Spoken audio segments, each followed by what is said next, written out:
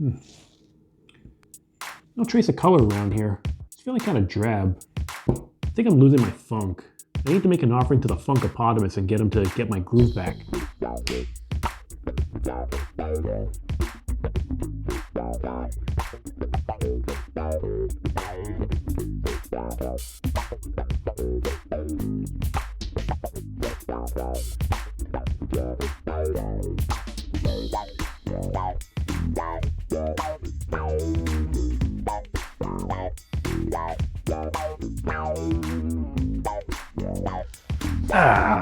And good evening everyone, and welcome to another edition of the Wanayuki Cheese Cafe. Got my funk back, I'm a little bit in a better spirit, so I'm gonna get started on another piece of Ukrainian dishes, not dishery, that ain't a word.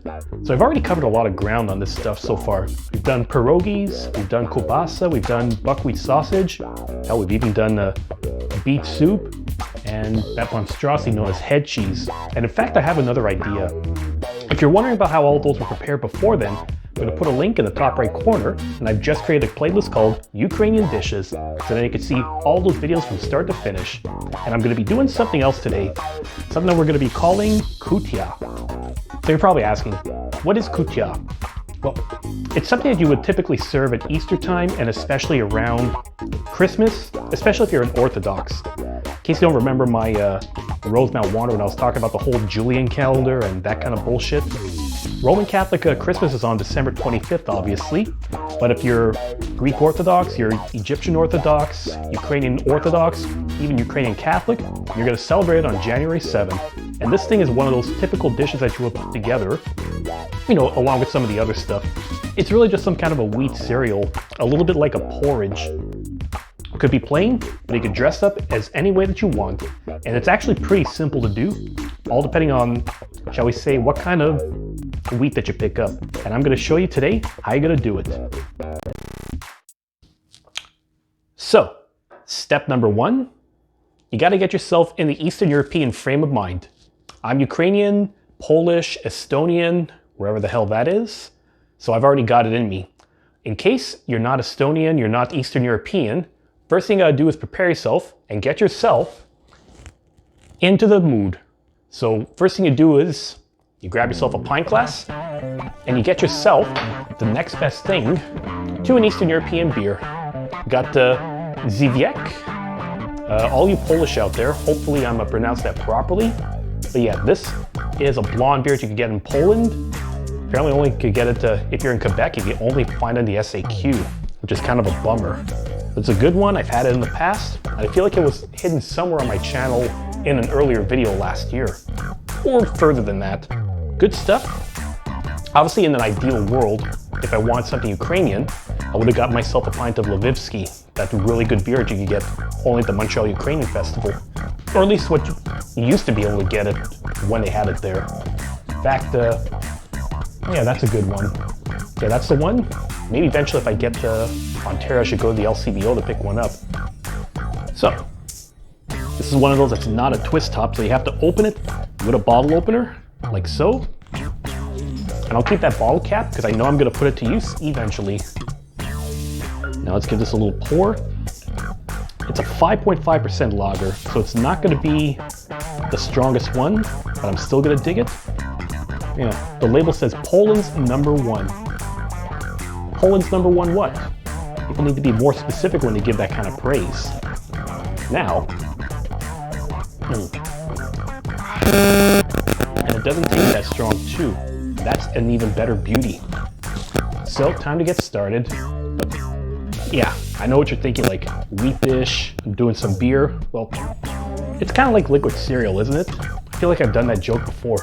This Wandering Yuki, or I should say Isolated Yuki video, is brought to you by Leo's Early Breakfast IPA.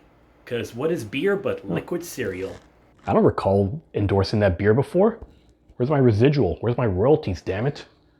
Ugh. All right. Step one. What you're gonna need to do first is go to some kind of store that sells Eastern European dishes, and then you're gonna grab yourself 1 bag of wheat, or Kutia, that's really what it is. And if you don't know, I'm gonna give a little shout out once again to Jatinsky's Deli in Rosemount, because they were the ones that provided me with all of this goodness. Now, you're just gonna need to get a strainer. You'll be dumping it in here and then just rinsing it out. And you'll be thinking to yourself, like, why would you rinse this? It's a pretty simple explanation, because you never know what kind of debris is gonna be in there, whether it's gonna be like rocks, dust, dirt, or whatever. Apparently I'm supposed to do that with rice, but quite frankly, when I'm doing rice, I never do that. But it probably should be a good practice. First step, take your wheat, dump it into the strainer again, and then give it a few rinsings. When I was told about this at the shop, they told me do this for around 10 rinses to make sure everything is cleaned off. So that's one rinsing. All right, so that's one down and about 10 more to go.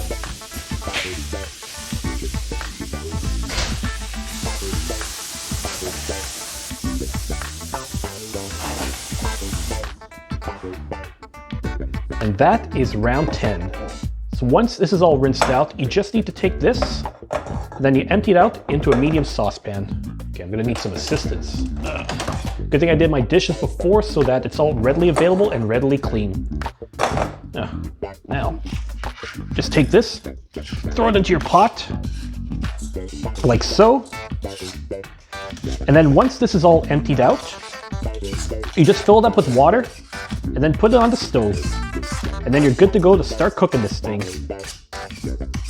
So then once you have your pot filled with water, you put it onto the burner, turn it on to medium-high heat, and then you let it cook. It should be ready in around 25 minutes. All right, so 25 minutes is usually the amount of time you need for this kind of wheat. You might want to watch out because there's some recipes you're going to find on the internet or even in some Ukrainian cookbooks that are going to say you got to soak it overnight, then you got to cook it for like 6-7 hours, whatnot, which seems like it's overkill to me. And I didn't even realize that at first until I got the truth. Because the truth is that a lot of those recipes are going to call for wheat that's still got the husks, like the shells or whatever else, and you kind of got to peel it off or cook it so that it's going to be loosened up. This doesn't have the husk, and it cooks a lot faster. This is the beauty of having things machine separated. Mechanically separated chicken parts. Yes, for you. Especially mechanically separated chicken parts. They clearly put down the ingredients. Mechanically separated chicken parts.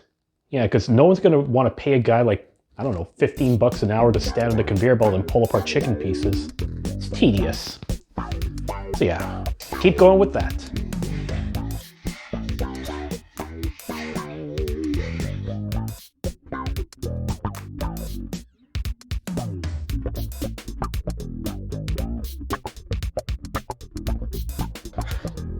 So 25 minutes is your rule of thumb with this, but it's going to be a give or take thing, because your best way to do it is after about 25 minutes, you give yourself a taste test.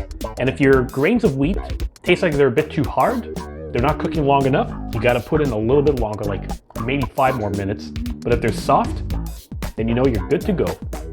You also take note it's a bit of a cloudy texture on the top, and I've actually been told, and I'm supposed to filter that out, like maybe skim the top or to kind of remove it. I've yet to figure out like why exactly. It's a bit like with some soups where if you let it cook so long, it's going to develop like that soup skin on the top, and yeah, some people hate that stuff. So keep going with that. It's been like a good, close to 15 minutes actually. So we're getting there.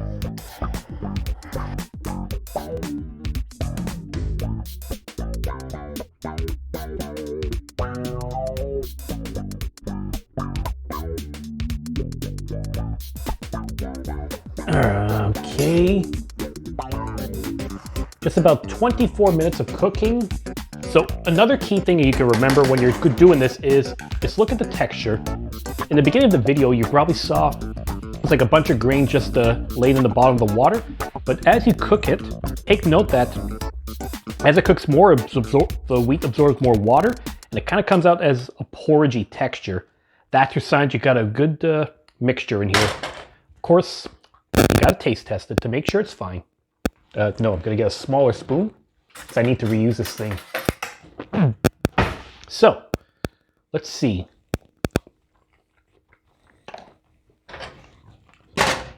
Okay, not too bad.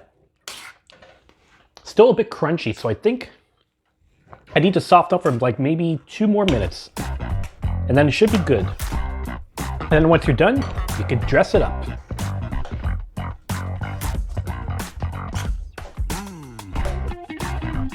Yeah, that's as good as it's gonna get. So I'm gonna turn this off. Now, you're probably asking yourself, like, how do you dress this up? Well, look at it this way. If you prepared porridge and if you prepared oatmeal before, it takes a very similar concept to give it flavoring. Like, you could probably put some sugar in here if you're really into it. Or I guess you could use honey as well, because that is actually a pretty common thing to do. You could chop up some walnuts, you could chop up some pine nuts in here. But something else that's also pretty traditional too is you get yourself a batch of this stuff.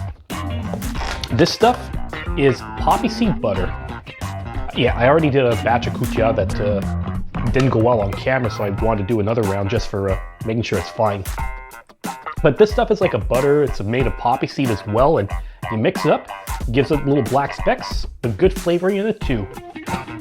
And yeah, think back to the Seinfeld episode with Elaine getting the, testing positive from opium on a drug test because she had poppy seed bagels. Truth be told, that's not going to happen in reality, because poppy seeds really have a small, minute amount of opium in there. Of course, if you're getting a poppy seed, how can I put, let me put it this way. If you're getting an opium overdose on a poppy seed bagels, you really need to check where you're getting your bagels from, because that ain't normal at all. So you just try to empty this up into the pot, slowly but surely, and then mix it up.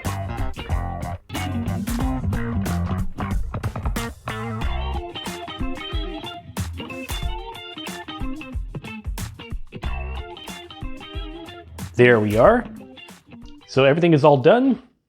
Poppy seed butter is mixed in with the rest of the wheat. I'm gonna give this a little taste test.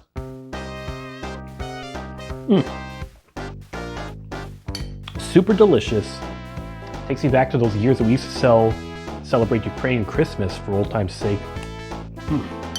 I'll admit, I loved Kutia when I was growing up. Poppy seed one never really appealed to me. I don't know if it was the taste, or maybe it was just because I was a picky eater and I thought, black stuff, let's not eat it. But now I really love this stuff. So you can have that as part of your meal for Christmas, or heck, just have this for breakfast and then you got yourself a really high quality cereal. Delicious. So there you have it. We got another Ukrainian dish in our repertoire. So on that note, thanks for watching this edition of the Juan and Yuki Cheese Cafe. If you like what you see, don't forget to hit that subscribe button below and give me a thumbs up. If you love my antics, leave me a comment, spread the cheese. Good night, everyone. Oh, I'm all out of fuel.